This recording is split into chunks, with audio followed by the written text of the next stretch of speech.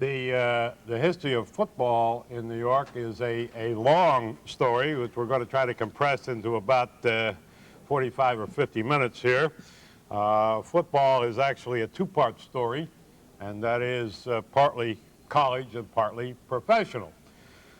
Most of the history of college football is based in New York in the 1920s and 30s, and prior to that, the game was growing up around the fringes. The first major colleges to play football, or a form of football, as many of you may be aware, was Rutgers and Princeton in 1869. Actually played a home-and-home series. Nobody knows there were two games. There were. The first game was at Rutgers, and Rutgers won, and the second game was at Princeton, and Princeton won, thereby firmly establishing the principle of the home field advantage, which has in fact remained for about the last 130 years. But in any case, from that form of the game, which was sort of a combination of rugby and soccer, grew a substantial business. In 1870, Columbia became the first New York City college to join in. They played Rutgers, and Rutgers won. By 1873, NYU had a team, and by the 1880s, almost all of the schools in New York City, including City College and Manhattan, had football programs of one kind or another, as the rules gradually sophisticated themselves into what we would recognize as the curse of the working class. It may be the other way around. Yes? Okay. In any case, football, college football, has a surprisingly long and strong history in New York City. And in fact, almost every college in the New York metropolitan area at one time or another has fielded a team. Seton Hall has not had one since the 1920s, but at one time they also had a football team. And a lot of schools in recent years have come back under Division II, Division III, or 1AA programs, the way St. John's has. Fordham's current program grew out of a club team, which started in the 1960s when several schools started club programs. But the history of college football actually includes very strong teams from Fordham, NYU, Manhattan, Columbia, and various other schools. Columbia, the last Ivy League school to win the Rose Bowl, did it in 1934, beat Stanford 7-0. And college football's popularity around the United States can be traced, at least in part, to the popularity of college football in New York. At the turn of the century, William Randolph Hearst owned the New York Evening Journal, which was then competing with the World for circulation control in the city when afternoon newspapers were a big business. There was no radio, there was no television, and people went home at night. They needed to be informed about what had gone on during the course of the day, and the afternoon newspaper was the way they did it. And most of the major dominant newspapers in the United States in those days, 100 years ago, and this was true until the 1940s and 50s, were afternoon newspapers. And they'd often have an edition every hour updating what was going on during the course of the day. In any case, Hearst decided to start a morning newspaper printed in the same plant. It was called the New York American. And in order to give it the opportunity to build a Sunday circulation, he created a separate sports section. The reason he created a separate sports section for the Sunday newspaper in 1902, college football. College football played on Saturday, played perfectly into full-page layouts on Sunday. The fact that all the games were played in the daytime meant they had time to process pictures, write long, flowery stories with little poems attached, and sell a lot of newspapers on Sundays. And in fact, the Sunday sports section mania in the newspaper industry, which still prevails today, can be almost directly traced to college football, which was an enormous circulation builder. Although in those days, the major afternoon papers before World War II had Saturday afternoon editions where they often carried updated scores and quarter-by-quarter play-by-play of major college football games. But in any case, the New York City colleges, for much of the period from 1880 to 1940, were major powers. And not just West Point. Army has always had a strong football program, although they were late getting started. Army didn't come into football until the 1890s, when almost all the other schools that we have mentioned were already well established. But at the turn of the century, schools in the city were just starting to emerge as strong national competition for championship honors, which had been dominated in the last 3 decades of the 19th century, largely by Yale, which created the greatest dynasty in the history of sports by being the leader in college football and by competing primarily with Harvard and Princeton for dominance nationally. Anyone who takes a look at the early All-America teams or the Helms National Championship polls from before World War I up to 1915 will see that Harvard, Yale, and Princeton are the dominating forces, and that Yale is the most dominant of them all. And Yale was also the fountainhead of coaches, and a lot of the players who came out of Yale went on to coach at other schools. There were coaches at City College and NYU who were Yale graduates, and also Amos Alonzo Stagg, who introduced basketball and also organized big-time football to the Big Ten, had played at Yale as well. And in New York, Columbia had a team from the 1870 to the early 1890s, and then dropped the sport for a lack of interest, partly because the campus on 49th Street and Madison Avenue, which is where Columbia was then located, the area became too congested for a practice field. There was no place for the team to practice because the area around the campus had grown up and the land was too valuable to keep for a practice field. And eventually, Columbia moved in the late 1890s up to its present location on Morningside Heights at 116th Street and Broadway. And when they built the campus, they left the southern portion open so that, in fact, they would have an athletic facility to play baseball and to play football on what was then called South Field. If you go up and visit that campus, you'll see the southern part of the campus is now a very large building, which is the central library system for the university, called Butler Library.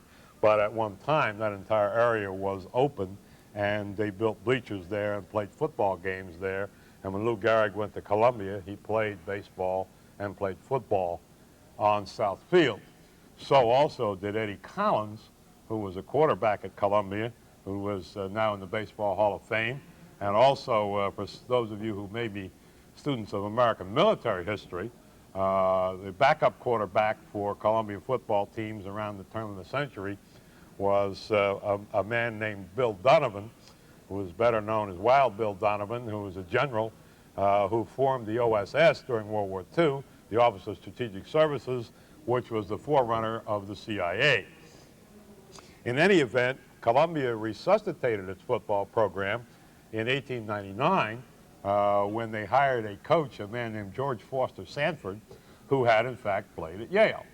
And George Foster Sanford recruited and organized a football team at Columbia to bring them back into the big-time status that they had dropped when they were closed in on their downtown campus, and now that they had moved uptown. And in 1899, they played in the old Polo Grounds, actually at Manhattan Field, the field next to the old Polo Grounds. They played Yale, a crowd of about 25,000, and defeated them 5-0. And it was the first time that Yale had ever been shut out by any school other than Harvard, Pennsylvania, or Princeton in its football history. And in those days, teams often played 14 or 15 games a year. So it was not uncommon for Yale to go through seasons where they were 14-0 or 15-0 and generally outscoring the opposition by a lot of points. And this was a major achievement by an urban school, and in fact brought Columbia immediately back into the ranks of major football colleges. And in fact, in those days, the city schools were often considered superior to schools from the rest of the country, and as late as 1940, Columbia was playing and defeating Big Ten teams. And that was also true of the NYU, Fordham, and to a lesser extent, the Manhattan programs. They all played intersectional games, and all of those schools played in ballparks. In the 1930s, Manhattan played during the latter part of that decade, and in the years just before World War II, played in Ebbets Field in Brooklyn. And NYU played its home games in Yankee Stadium, and Fordham played in the Polo Grounds. And the game between the two schools, NYU and Fordham, was billed as the Battle of the Bronx. And 2 years in a row, the Eastern representative to the Rose Bowl was determined in that game because the team that was favored to go lost both times. In 1936, Fordham was favored to be the Eastern team to represent the eastern half of the United States in the Rose Bowl, and lost to NYU 7-6 on Sal Soma's extra point. And the saga that had been ballyhooed in the papers, Rose Hill to the Rose Bowl, went in fact down the drain. And the following year, NYU was unbeaten, and they were given a chance to represent the East in the Rose Bowl, but they lost to Fordham in that game in 1937, and they didn't go. And these were major sporting attractions. They filled Yankee Stadium for these games, in addition to which most other schools around the country wanted to play here.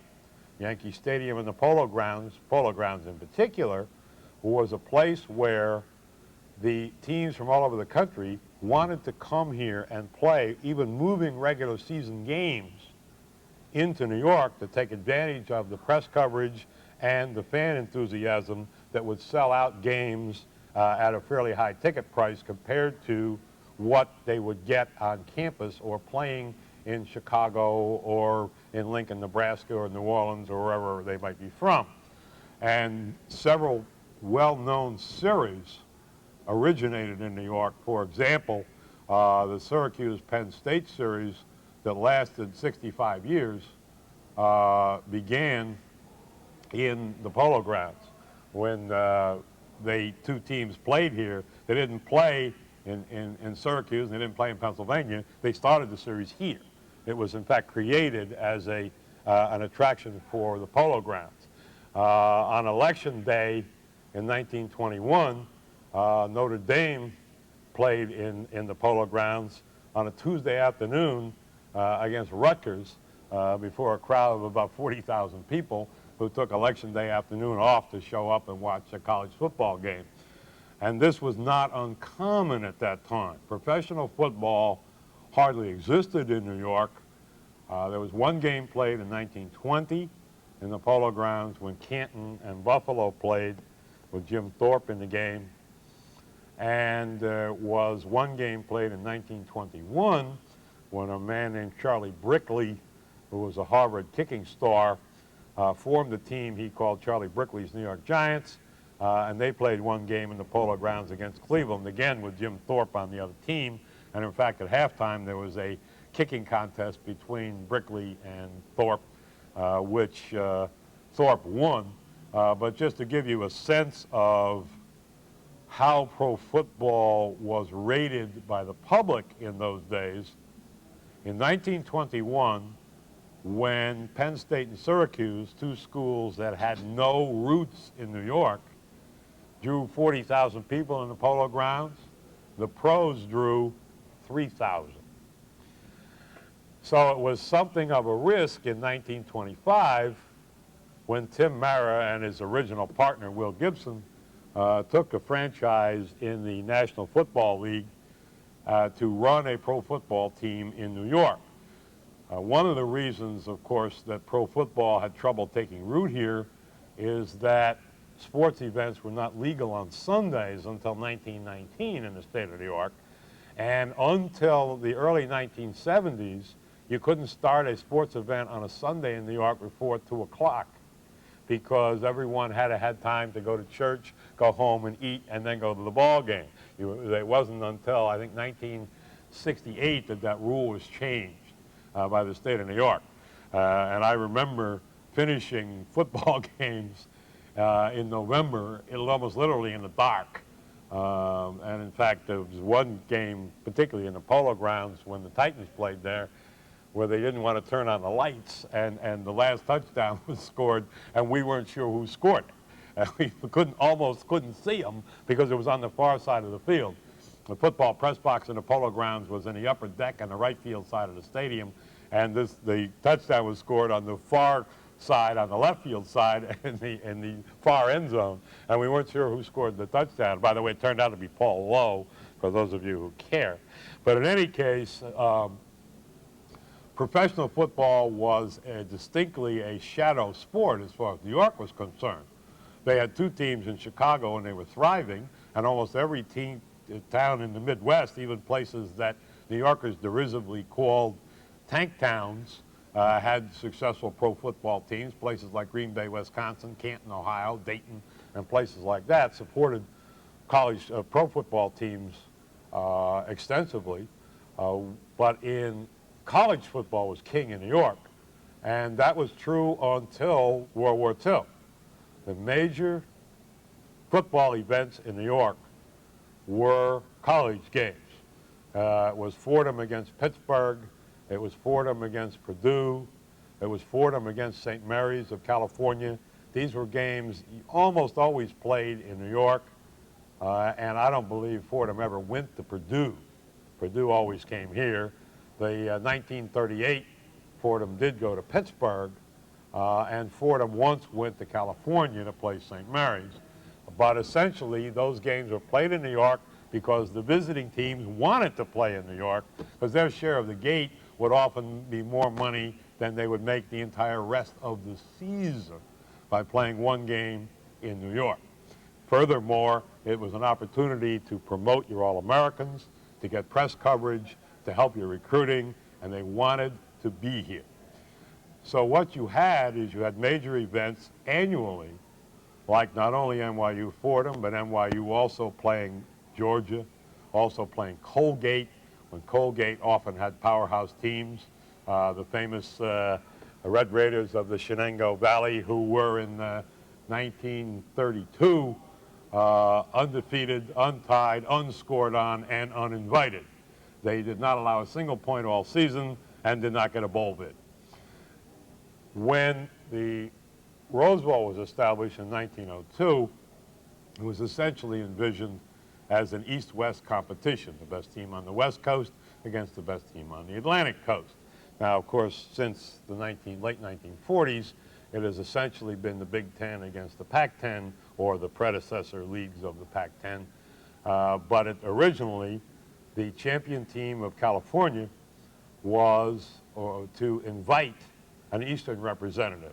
And the team that was selected to represent the Pacific Coast then, in effect, selected its own competition. But they were supposed to select the best of the East. And in many cases, that's why they were looking at teams like NYU or Fordham, or in the case of the 1934 Rose Bowl, Columbia. Actually, Princeton was the first choice in 1933 because they had beaten Columbia, but Princeton refused the invitation, and Columbia was invited in its place, and the second choice turned out to be better than anything California had to offer, and they in fact won the Rose Bowl 7-0. In any case, during this period of time, there are many attempts in the 1920s and 30s to establish pro football in New York, and there were several teams that attempted to do it, some of them with modest degrees of success. The football giants started in 1925, and I think the story is fairly well known about a man who was at that time a legal bookmaker. We didn't have parimutuel wagering in New York until 1940, and bookmakers, in fact, handled the action at the track, and they were licensed to do that. And Tim Mara was a legal bookmaker. And what he did is since the tracks didn't run on Sunday, it was a perfect thing for him to own a pro football team and to try to put football over as a professional sport in New York.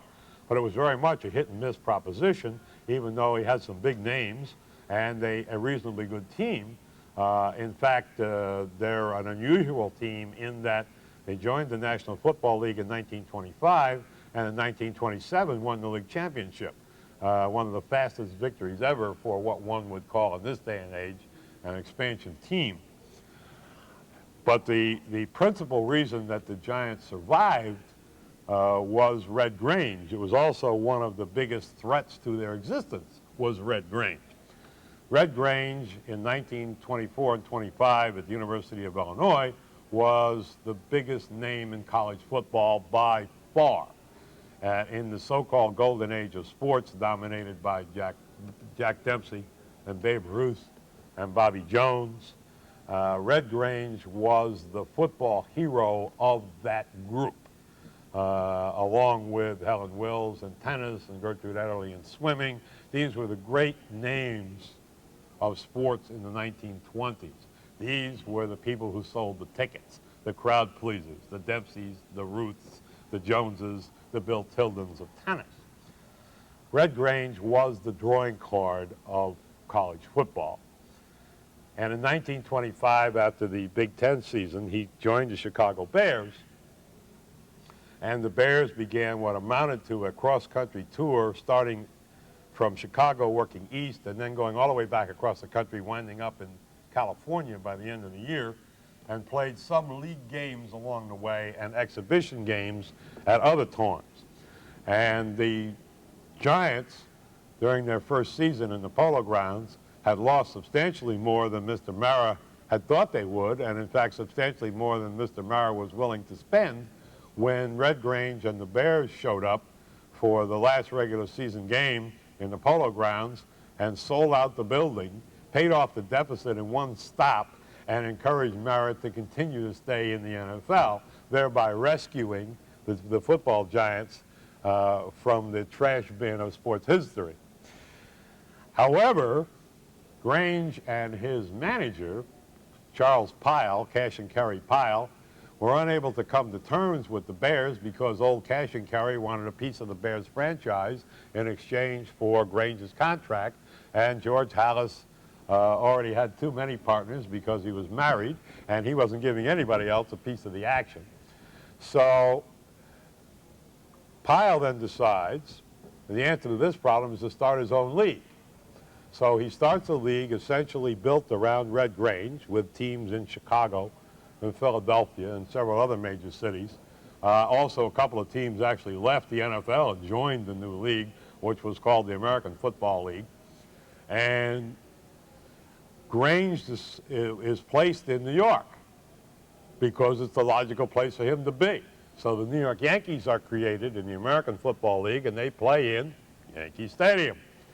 So now the Giants, who were rescued the year before by Grange's appearance in the Polo Grounds, are now jeopardized by Grange's appearance in Yankee Stadium, since they're going to be playing a full schedule of games across the river. As it turns out, the Giants managed to weather the storm, which is more than can be said for the American Football League. At the end of the season, as a matter of fact, the first, what might be loosely termed Super Bowl, was played in the Polo Grounds, because Century Milstead, who had played, the Yale man who played for the Giants, was the coach of the Philadelphia Quakers, and they won the AFL championship. The Giants challenged them, and the Quakers played the Giants in the Polo Grounds after the regular season for both leagues was over, and the Giants won. Of course, since the American Football League went out of business, the NFL has never recognized that game as a championship game. But in any case, it was probably the first postseason playoff game in pro football history, 1926. After the AFL went out of business, the Yankees joined the the National Football League, and there were in fact two teams in the NFL in 1927 and 1928, with the Yankees playing in Yankee Stadium and the Giants playing in the Polo Grounds, although the Yankees in 27 were more of a road team because Mara secured from the league the promise that the Yankees would never play home opposite a Giants home game. And since the Giants in those days, because they were in New York, played more home games than road games, in some years they played 7 or 8 home games and only 3 or 4 road games during the regular NFL season, that the Yankees wound up on the road for most of the year. But in any case, at the end of the 1928 season, Pyle has enough, gives up the franchise, and the New York Yankees are no more. The franchise was supposed to be assigned to Brooklyn instead, but wound up with the Stapleton Athletic Club of Staten Island, and for 4 years, the Stapleton AC represented Staten Island in the National Football League. One of the players on the Staten Island team was an NYU hero from the late 1920s, a man named Frank 5-Yard Briante, who in fact in 1925 gained more yardage rushing than Red Grange during the college season, but although he certainly wasn't as famous. In any event, Frank Briante played for Staten Island, and he convinced his former backfield mate, Ken Strong, to go play there too. Ken Strong is the only member of the Pro Football Hall of Fame who played for the Staten Island Stapletons. They actually had several other good players, but Ken Strong was the only one so far on that team who made the Pro Football Hall of Fame. And he was also probably the most famous player in NYU history. And during his years at NYU, they finished 2 seasons with only 1 loss, and in both years their loss came to Nebraska. If they hadn't scheduled Nebraska, they probably would have won about 20 games in a row. But in any case, we now have, in 1929, a team in Staten Island and a team in Manhattan where the Polo Grounds is located, and that is where the Giants are playing. Then the Dayton franchise, Dayton Triangles, are sold to a group, moved them to Brooklyn, and they become the Brooklyn Football Dodgers starting in 1930. So what we now have are 3 teams in the NFL playing in 3 different boroughs of New York. And just to round out the cycle, of course, we know that the Jets played in Shea Stadium for many years, and that the football Giants also played for many years in Yankee Stadium, so that all of the 5 boroughs of the city of New York have at one time or another been represented by a National Football League team playing home games in that borough. The American Football League starts in the 1930s, is the second American Football League, played in 1936 and 1937. And in 1936, what is now called Downing Stadium at Randall's Island opened, and some of the home games were played there. And as a matter of fact, there were also some college football games played out there. Manhattan played out there in 1936. The first football game, in fact, played at Randall's Island was Manhattan. Was the Manhattan football game. But the New York Yankees also played out there, and in the 1930s, when they were in the American Football League, the second New York Yankees in the second American Football League, which was not a success. The league was revived at the end of the 1930s, essentially with the same organization, and a couple of very famous players actually played in Yankee Stadium. The most famous of them probably is Tom Harmon. Tom Harmon was a Heisman Trophy winner who was drafted by the NFL but did not sign, and instead signed with New York in the American Football League. The team was then called the New York Americans, and played 1 game, scored 1 touchdown for the New York Americans of the American Football League, and then didn't play pro football again until after World War II ended, when he showed up in Los Angeles. And Tom Harmon then played for the LA Rams. There were no NFL teams on the West Coast before World War II, so he wouldn't have had that option. And then became a sportscaster in Los Angeles. And in fact, his son is fairly well known, although not for football. In any case, we have now another competing organization in pro football, and that is the All-America Football Conference, which was actually the idea of a fellow named Arch Ward, who was a sports editor of the Chicago Tribune. And Arch Ward's idea was that there should be a National Football League in America that's actually national, because the NFL didn't have any teams playing west of Chicago. The teams in the NFL in those days were all on the East Coast or right around the Chicago area. Detroit, Chicago, Green Bay, etc. It wasn't even a team in St. Louis. And his idea was that there should be at least one league with teams on the West Coast. And he was able to convince enough wealthy people, principally a man named Ben Lindheimer, who was very big at the Chicago racetracks, Arlington and Washington Park, to back teams in California. And in 1946, the All-America Football Conference started with the Los Angeles Dons and the San Francisco 49ers, along with the usual assortment of suspects from the East, with teams in New York, the Yankees, Brooklyn, the Dodgers, Miami, with the Seahawks, a team in Chicago that was originally called the Chicago Rockets, was later called the Chicago Hornets, and also a team in Buffalo and a team in Cleveland that has built a reasonable reputation for itself and has now been reincarnated, the Cleveland Browns. The Cleveland Browns were run by a guy named Paul Brown, who had been at Ohio State, and as luck would have it, was the athletic director of the Great Lakes Naval Station in Chicago, and as a consequence got his hands on almost all the athletic talent in the Navy and in the Navy flying service during World War II. And when the war ended, most of those guys wound up playing pro football, surprise, in Cleveland. But in the meantime, we have New York Yankees in Yankee Stadium again. It's the third time around. And Brooklyn Dodgers in Ebbets Field for the second time. As it turns out, of course, neither of those teams were successful. And at the end of the 1948 season, Brooklyn and New York merged into one team. And although the Yankees had been probably the principal obstacle to the Browns' dominance of the All-America Football Conference, at least during the first 2 years of the league, they were not able to beat the Browns. But they did one thing, and that is that the competition actually improved the public's interest in pro football.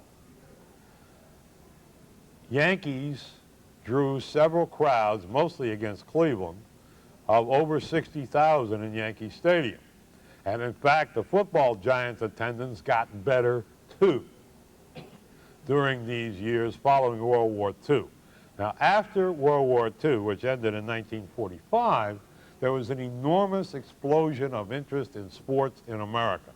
You had literally millions of men returning. At the end of World War II, we had 10 million men serving in the military, and about 500,000 women as well. And all of these guys return home, and there is an increase in leisure time. And as it happens, although at the time there was some concern among economists, there was also an economic boom. Because what happened was that all of these guys came back after 2, 3, 4, 5 years of traipsing around the world with the military and fighting everybody who moved, that they had different interests on their mind, and there was an enormous baby boom.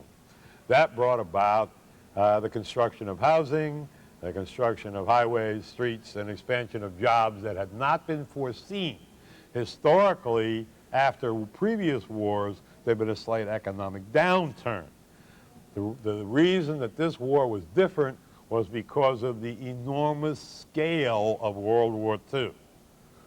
World War I was nowhere near the worldwide conflict of World War II. World War II was, in fact, a worldwide conflict that engaged almost every nation outside of South America in the world in some way or other.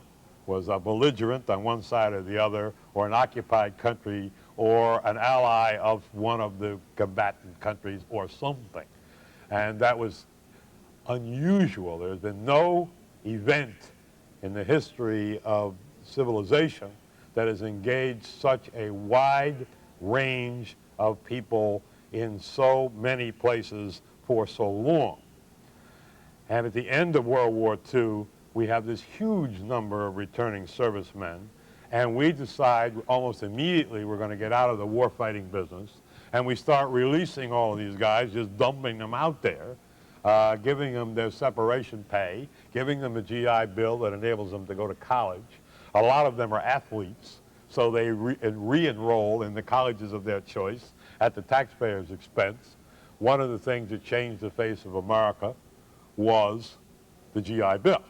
Guys went to college who were second, third, or fourth generation Americans, and no one in their family had ever gone to college before the GI Bill. But we guaranteed every one of the 14 million people who served in the United States forces during World War II a college education if they wanted one. We also guaranteed home loans, all part of the GI Bill. In addition to the veterans' hospitals and a variety of other benefits, they were also guaranteed a mortgage. So what you have now is a completely different kind of economic impact than any other war has ever had on anybody's economy. And this creates an enormous demand for spectator sports. Everybody's attendance goes up. Before World War II, a baseball team that drew 800,000 or 900,000 paid admissions during the course of a year had a very good season. 1 million was unusual. The New York Yankees in 1920 were the first Major League Baseball team to draw 1 million paid fans. That was the first year Babe Ruth played for the Yankees when they were still in the Polo Grounds. After World War II, the Yankees routinely started drawing 2 million. We had seasons in New York in the late 1940s, 1947, 1948, 1949, where the 3 Major League Baseball teams here drew 5.5 million people combined. The Giants would draw 1 million or 1.5 million. Their club record was 1,600,000. The Dodgers, playing in a ballpark in Brooklyn that only held 33,000 people, drew 1,700,000, 1,800,000. The Yankees were drawing 2 million plus, 2 or 2.25 million. And these are startling numbers compared to the attendance before World War II or at any time in sports history. And pro football benefited from that interest, from the fact that people had money, people were willing to spend it, and that people had leisure time and wanted to go to sports events. And for a brief time, 3 teams actually were thriving here in New York. As it turns out, the Brooklyn team was lousy, and Brooklyn was a good baseball territory and not necessarily a good football territory. But the Giants benefited from the Yankees' success as well. The Yankees were owned by Dan Topping, who subsequently bought the baseball team also, and he was a very good promoter. He was interested in promotion, and he was one of the few pro football owners, except for George Preston Marshall in Washington, who went out and hired bands, hired cheerleaders, drum majorettes. He didn't care what it took to get you into the ballpark. He wanted you to come in and enjoy yourself. And Topping was, in fact, a promoter, which is interesting because when he bought the Yankees in partnership with Larry McPhail and Del Webb, the Yankees were, without a doubt, the most stated organization in sports. You couldn't take noisemakers or banners or anything into the ballpark, and in fact, you had the feeling if you didn't show up in a jacket and tie for a ball game, they're going to frisk you. So, and maybe they did, I don't know. I always wore a jacket and tie. But anyway, it was like attending a board meeting or a shareholders meeting at U.S. Steel or something when you went to Yankee Stadium. They were pretty knowledgeable fans in those days. They knew their baseball, but it was a very reserved crowd, and they were very well dressed. Now, it was a time when nobody went out in public without dressing. It just wasn't done. I mean, if you went to the movies, you dressed up. My granddad used to say, never go out in public looking like you're painting your apartment unless you actually are painting your apartment. So that was the way people lived in those days. And before 1960, men hardly ever left the house without wearing a hat, a Homburg or a fedora or whatever. And in fact, you may be old enough to remember that. Yes, he nods. Okay, okay. Nothing personal. I remember it too. And in fact, I still have a couple of hats somewhere. But in any event, the enthusiasm for consumer spectator sports after World War II fueled a boom in everything. And that is when pro football started to become a blip on the radar screen. And because it attracted public attention, it also started to attract press attention. At the same time, except for Columbia, most of the football teams in the city were bad. Manhattan had dropped the football team because of the war, because of the manpower shortage, and never came back. Fordham and NYU did, but did not come back with strong teams. Columbia had never dropped their program, and they had a very good team in 1945, 46, 47, 48. And in fact, in 1945, they were 8-1, and in 1947 scored one of the major upsets in the history of college football when they defeated Army 21-20 at Baker Field before a crowd of about 35,000 people, and ended a 32-game unbeaten streak by Army that had gone back to the Navy game of 1943. Army had not lost a game in over almost 4 years. So in any case, we have an enormous interest in sports here, and Sunday is a good leisure day. Sunday, which was a day where, right after the First World War, you couldn't even play a sporting event, now becomes a major day for sports. Sunday doubleheaders in the ballparks are followed now by pro football games on Sundays once the baseball season ends. In 1955, the Giants moved into Yankee Stadium after the 1955 season. They played 1955 in the Polo Grounds and moved to Yankee Stadium in 1956 because Yankee Stadium no longer had a football team. After the All-America Football Conference folded in 1949, several of the teams were absorbed into, in fact, was then called a merger, although it really wasn't, but several AFC teams were absorbed into the NFL, including the San Francisco 49ers, including the Cleveland Browns, including the Baltimore Colts, the original Baltimore Colts. What was not absorbed were the New York Yankees. They just simply went out of business. What happened was that the Yankees were told that they would get instead a tenant in Yankee Stadium, and in fact there was a second New York team in the NFL in 1950 and 51, the New York Yanks, who played in Yankee Stadium as tenants of the baseball team. Once they moved, they went to Dallas, became the Dallas Texans, failed miserably, believe it or not. Dallas was not ready for pro football in 1952. They went back to Baltimore and became the second Baltimore Colts, and that team is now the New York Yanks, Indianapolis. That's a long way around for a team that actually started in Boston, originally the Boston Yanks. But in any case, what we have now is in the 1950s, the football Giants play in Yankee Stadium. They're the only team in town, and they're starting to sell out. When they played in the Polo Grounds, and I remember this because I did it, you could walk up, come up the subway on the 8th Avenue end, which is the center field end of the Polo Grounds, and buy tickets. And you could be on the 30, 25-yard line. Buy tickets to the football Giants, and it didn't matter who they're playing on the morning of the game. Now, if it hasn't been left in your granddad's will, you are never going to see a football Giants game. But that was not the case in the 1950s. In those days, you could actually buy tickets on the day of the game and get pretty good seats. Best seat in football in the Polo Grounds because it was shaped like a bathtub, which made for some odd baseball games, but it was a great football stadium. It was the best football stadium ever built. Double-decker on both sides of the field, straight down the sides, and the best seat in football was the 50-yard line seat in the upper deck on either side of the ballpark at the Polo Grounds. I preferred the right field side because you never got sun in your eyes. The sun was always behind you. But it didn't matter. I mean, it was a great football stadium. The action was always right in front of you. In any case, we now have one team in the mid-1950s, and that team is the football Giants, and they're playing in Yankee Stadium. In 1952, NYU finally gave up its attempts to revive its football program and dropped football at the end of the 1952 season.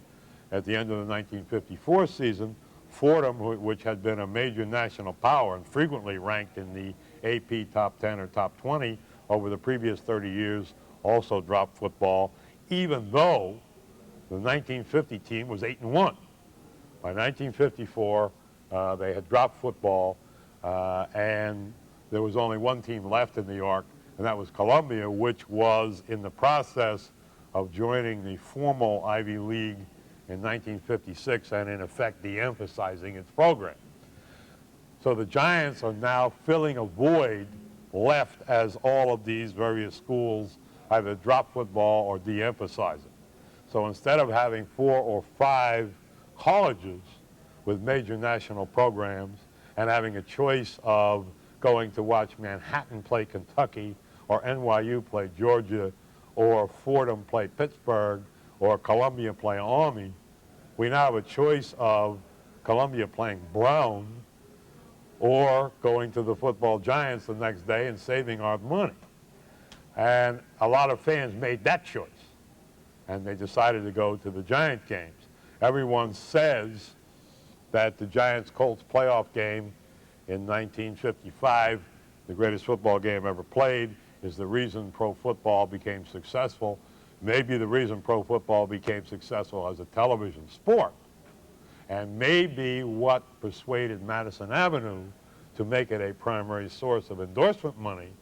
But what made pro football successful was that the choices in New York diminished down to one, and the one was the Giants. This, however, was not a situation that was bound to last forever.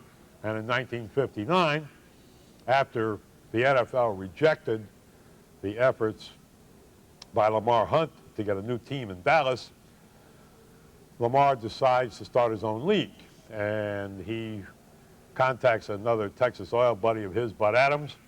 Bud says, yeah, you take Dallas, I'll take Houston, and now let's go out and find a few other dummies with enough money to waste to make a go of this thing. Baron Hilton signs up in Los Angeles. Conrad Hilton's son, who was, of course, owned a sizable hotel business and in those days also a credit card company. And in fact, that's the reason the team is called the Chargers. They started out as the Los Angeles Chargers because they were owned by the credit card division of the Hilton Corporation. But in any event, we have a problem. Who's going to run the franchise in New York? Who wants to take on the football Giants? They've had this territory all by themselves for almost 10 years, and everybody in New York is a Giant fan. Well, okay, enter stage left Harry Wismer. Harry Wismer, in the 1930s, 40s, and 50s, one of the best-known sports announcers in America. And contrary to what you may have been told, read, or heard about Harry Wismer, he was a drunk and he was a nasty son of a bitch, but he was not a clown and he was not stupid. And he took on the New York franchise, took a lease in the Polo Grounds, and started the New York Titans. This was a decision ultimately that was to cost him not only his reputation, but also about $2.5 million. I worked for Harry Wismer, both in the time when he could afford to pay me and in the time when his checks bounced. I have, in fact, on my wall, a $15 expense check from the Titans of New York, signed by Harry Wismer and stamped by the Bankers Trust Company of New York, do not redeposit as a cash item. This check has bounced, and it is probably still bouncing. I'm going to have to go home and take a look at it. But in any case, at the outset, Harry Wismer was critical to the survival of the American Football League. Without a New York franchise, the league would not have been taken seriously. There would have been no TV contract if there was no entree to the New York market. You probably heard of the Major Indoor Soccer League. It lasted for 14 years. 14 years and finally went out of business. Never established a solid foothold in New York and couldn't negotiate a national TV contract. Gone. The American Football League survived because they had a New York franchise and they got a contract. They got a contract for two reasons. One is they had a New York team called the Titans, and two is Harry Wismer owned that team. Harry Wismer had been the director of sports at ABC years before, and he went to his friends at ABC, Leonard Goldenson, who was then the president of the network, and said, Leonard, we need to do a deal. At that time, ABC's sports programming was practically minimal, didn't exist. Roone Arledge had not as yet taken hold there and developed it into one of the leaders in sports programming. Its sports programming consisted of basically a few fishing shows and things that very few people watched.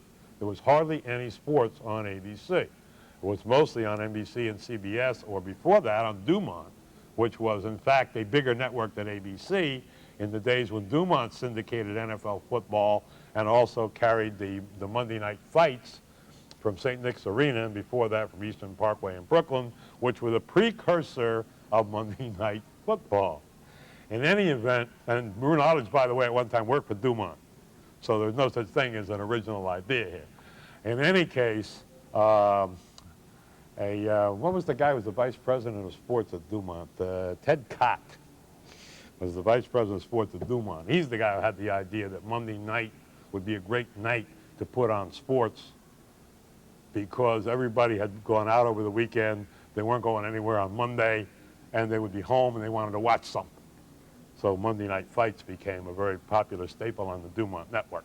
In any case, in pro football, the contract with ABC covered the first 3 years of the American Football League, was negotiated primarily because Harry Wismer told ABC we needed to do a deal. Now there remains the question of press coverage. In those days, there were two major wire services in the United States, the Associated Press, the AP, and the UPI, United Press International. Leo Peterson was the sports editor of the UPI. Ted Smits was the sports editor of the AP. And Ted Smits, who was at one time my boss, was a very difficult guy to talk to, whether you were an employee or not. And to my knowledge, he didn't have any friends, only business associates.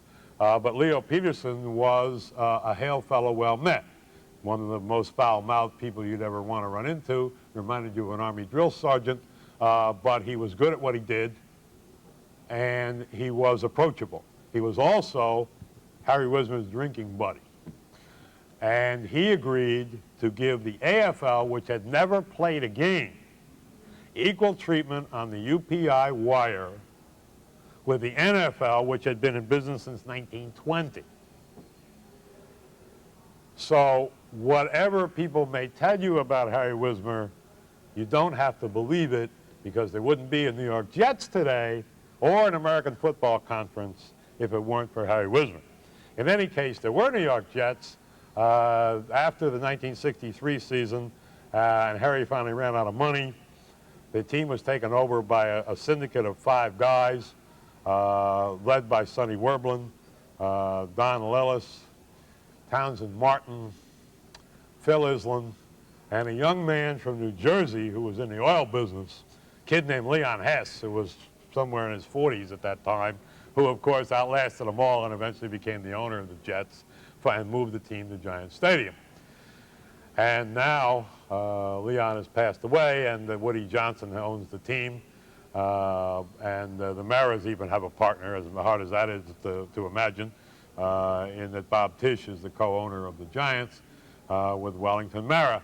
But that is how you came to have the 2 football teams that you have today in the NFL, in Giant Stadium, and why the number of college football teams, which once dominated this market, has now been reduced essentially to a situation where if St. John's wins, they get one graph in the Sunday News.